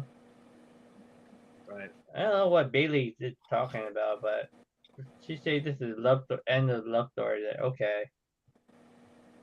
I don't know what you're talking about. But all right, guys. Well, I think I'm gonna start wrapping things up. I want to thank everybody that participated in the live. I'm sorry about the time. Something happened with the previous live. Believe it or not, I think you owe me a bit of an apology, to be honest with you.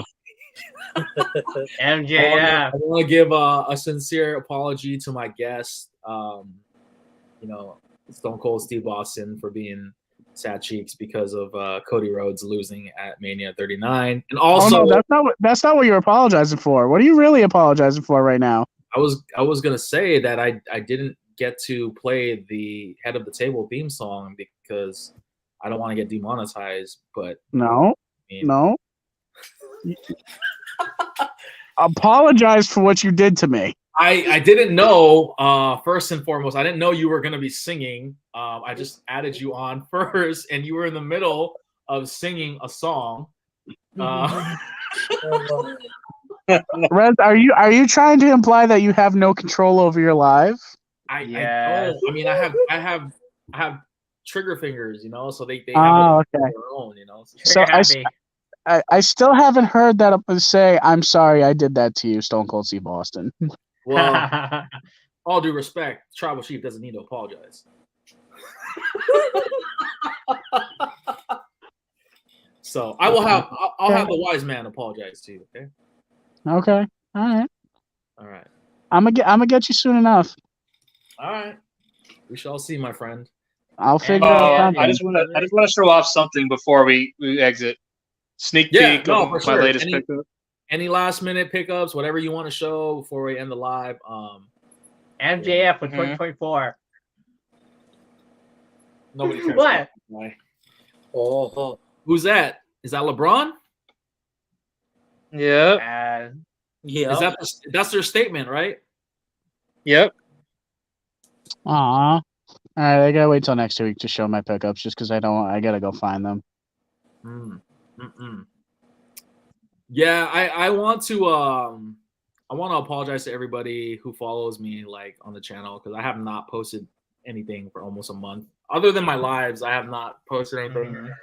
Well, again, just to reiterate for anyone that's disappointed, this man literally got married and moved into a new apartment, house, whatever. Like, oh, really? Yeah. So anyone that has a problem with that, you come to talk to old Stone Cold Steve Austin. Today? When did you move? I'm not at home no more. I moved. So when did you move? I'm not putting my. I'm not Listen, putting my when did you address out move? here. Not where. When did you move? It's been about so this Friday will mark 1 month since I've been in my new spot. So it's not late, right? Yeah. That's saying. Don't worry, I'll send I'll send an invite, a housewarming once everything settles down. Right now, it's a mess in here. It looks like we just had a Royal Rumble, so you know. It looks like my bedroom after fucking Roman Reigns won, maybe.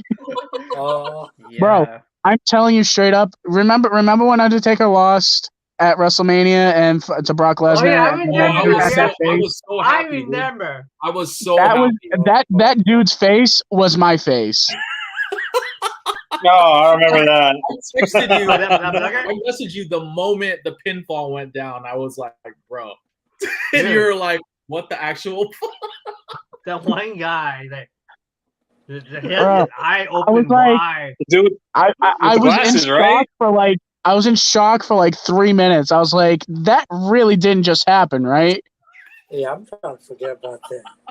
Or they were like they pull something, like they do like a dusty finish, like, you know, just because it's Cody, so like it would make sense. Where, oh yeah, Roman Reigns won. Oh wait, no, the ref was like, no, what's Solo doing out here? Start it over again, and then Cody wins. But no. Would you have been cool with that outcome instead, or no? Yeah. Because I like to consider myself a bit of a wrestling historian, so would have appreciated the dusty finish aspect of it, but also the fact that fucking Roman Reigns wouldn't have kept his fucking title. And don't get me wrong, like, it has nothing to do with Roman Reigns necessarily. It's just the fact that WWE had been building this up for months. No, I know. And they pulled that. I don't understand. Like literally, you wasted a Royal Rumble winner. Yep. Yeah. You constantly built this storyline with other people, and then you make Sami Zayn lose, so Cody Rhodes could be in line to be the one to finally end it. They did it perfectly, though. That's the thing. They transitioned from Sami Zayn to Cody Rhodes perfectly. You could not have done it any better. And then they give us that. Yeah. What is the?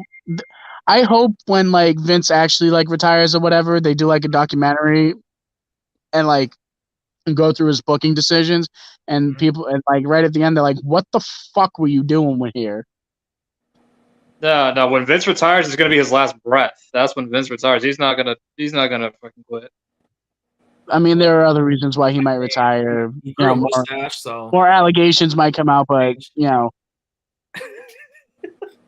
He grew a mustache, so that says something. There is change. He dyed his hair. Bro. Dude, that hair dye is awful. Bro, that mustache might be one of the top 5 worst mustaches I've seen in my life. It's so bad. Yeah. It looks like he took a Sharpie and just drew on his face. Yeah, it's like, do the goatee, like do something classy. At least if you're gonna do it, like if you're gonna be like full villain or whatever, at least do like the twirly mustache, so that way you can do this at the end of it. The handlebar one. Yeah. Oh, yeah. Mustache. Yeah, so that way you can. I would like to see that. Because I can actually twirl mine. So. Oh, must be nice. I can't do that. Be nice to be able to grow facial hair. I literally got this, and then I get patches on my cheeks. That's it. So everyone here that has facial hair, has a nice beard or whatever. I have mustache. I kind of designed mine to be like Roman a little bit, but you know. Yeah. see. Yeah, you got to get that fake teeth that he has too. Oh yeah, the pearly whites. Yeah, the veneers. I mean, his smile.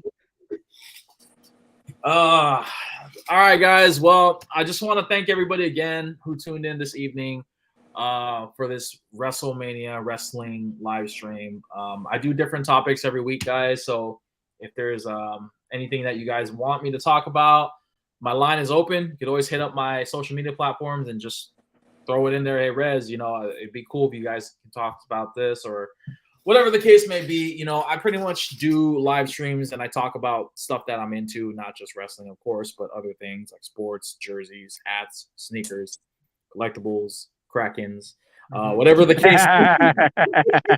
Yeah, that's kind of what these lives are for. These lives are intended for you guys, the audience, to join me on this wacky Wednesday and just kind of go over some things. And hey, Rez, I have a quick question. What do we have to do? Like, is there a GoFundMe set up to where we can get Mrs. Rez on the live? Believe me, I would love for my wife to join the live, but she's very camera shy. And you know what the funny thing is about it? Not to put her business out there, but like she's a professional jazz singer and she's the lead singer. Oh, that's cool. So like she's performing in front of like hundreds of people, like complete strangers, and she doesn't want to be on camera. Like I don't get it. Like something as little as being live here talking with a bunch of dudes about pro wrestling does not interest me. We're not her demographic. Yeah, we're not her demographic. Yeah, I like jazz. Oh, funny thing too, I forgot to mention it. Thank you for bringing that up. But like I forgot to mention my wife, so she does not know anything about pro wrestling, like whatsoever, other than that's right. I remember. Like the only thing she knows about is like The Rock and Stone Cold, because I always wear Stone Cold stuff. But like those are like the only two things, and John Cena, of course. But like, she doesn't know anything about storylines, titles, ownership, angles. Like she doesn't know a lick of wrestling other than that stuff that I just mentioned. But like, she's watching the main event with me, and I was telling her like, oh, so who are you rooting for? And she's just like, well, I don't like him because he looks like a Ken doll, referring to Cody. And she was just like, oh, and I want Roman Reigns to win because she's like, he's a Pacific Islander. I'm like, that's your reason why you want him to win? Like he's been like an asshole for 3 years, like, and more. And like she was just like, well, he's good looking. I'm like, oh god.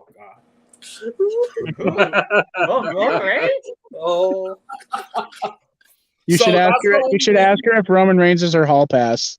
No, it has to like smash. Pass it, smash. Yeah. So I mean, she was rooting, and then like when Cody lost, she was like, good. I was like straight up. She was just like, good. He needs to lose. He's getting good. I was like. And I was trying to find every reason to convince her to root against Roman Reigns.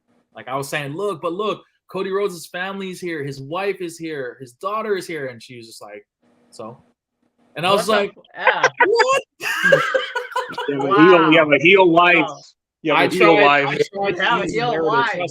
I don't know why you're trying to convince her. Roman Reigns is your boy. Yeah, he's my boy, but like I still have a soft spot for like baby faces and shit, especially like in angles like this. And my wife was just like, no, he looks like a Ken doll. He shouldn't win anything. I'm like, damn. So I don't know. I feel bad. I feel bad because you messaged me that you told me that you messaged me that, and I was like, oh well, I don't remember exactly what I said, but basically I was like, well, you know what, forget your wife, all right. She does though hate, and I echo this. She hates Brock Lesnar. She cannot stand him. She says that he's mean, he's a bully, and I was like, he doesn't like people. She's like, well, I don't like him. I was like, damn. Right. Well, oh my god. Okay, we have an understanding here. So I still had the Cody Rhodes autograph. Huh? I had the Cody Rhodes autograph. When did you meet Cody Rhodes? Easter in 2011. Oh, that was a long time ago. Wow. That wasn't Dashing Cody Rhodes, was it? That was Dashing Cody. Then he became Stardust. I love Dashing Cody Rhodes. That was my favorite Cody Rhodes up until he came back. Yeah. Just because, like, I love the promos that he did because he was clearly uncomfortable doing them. Mm-hmm. Oh god, remember when Cody had the mustache? Oh my god, fucking mustache Cody Rhodes. Yes. I remember that. Yep. Him and what's his face? Damian Sandow and the Rhodes Scholars.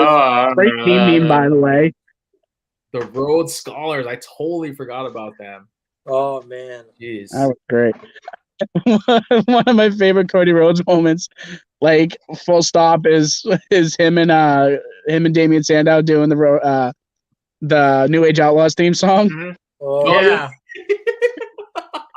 Oh, you were not aware of this? Well, you're ready to make a telephone call. What happened to Sandow, dude? Like I loved him. He was great. He fell off the earth. Yeah, like where is he now? Like I don't even. I didn't know he was in. I think he's an Impact. Yeah, Impact. Really? Yeah, he went to Impact for a bit, and God knows what happened after. Damn, he like disappeared off the face of the earth. I don't know what happened to him. Yeah. Oh well. Oh. All right, guys. Well, I'm gonna end the live. Thank you guys again. Hopefully, I'll see you guys next Wednesdays. Or next Wednesday. Hopefully, I will keep you guys posted. Follow me on social media. You can check me out. I'm really active on Instagram. So if you want, you could always check my stories and my reels and posts. I typically try to post if I'm going to go live on my stories. And also check out everybody here. Mostly everybody has, except for Josh you. Josh has been promoted for 2K23, and he Yes, lost. You need to hop on that, and I need to get that cover. Can you show that cover again? Is that the Thugonomics one? Thugonomics. Yeah. Yeah. I don't know why. I thought that was Kobe for a second. I was like, wait, why is Kobe on the cover of 2K23? No. But yeah, guys, I appreciate everybody again that hopped on this evening. 6:30 p.m. Pacific Standard Time, 9:30 p.m. Eastern Standard Time. Today it was 6:30-ish. Well, yeah, today was 7 to be exact because something happened with my live. But anyways, we got through it. Thankfully, you guys joined and we hashed out WrestleMania 39. And also WrestleMania 40, which is going to be in Philadelphia, man. Like Rez is going. Let's go, baby. I can go, man. I definitely would love to. No, you're going. Don't laugh. This is not a joke. You're going. We shall see, man. So we got a whole year to plan this. So yes. All right, guys. Well, hopefully I'll see you guys next week. Have a great night, everybody. Adios. Peace.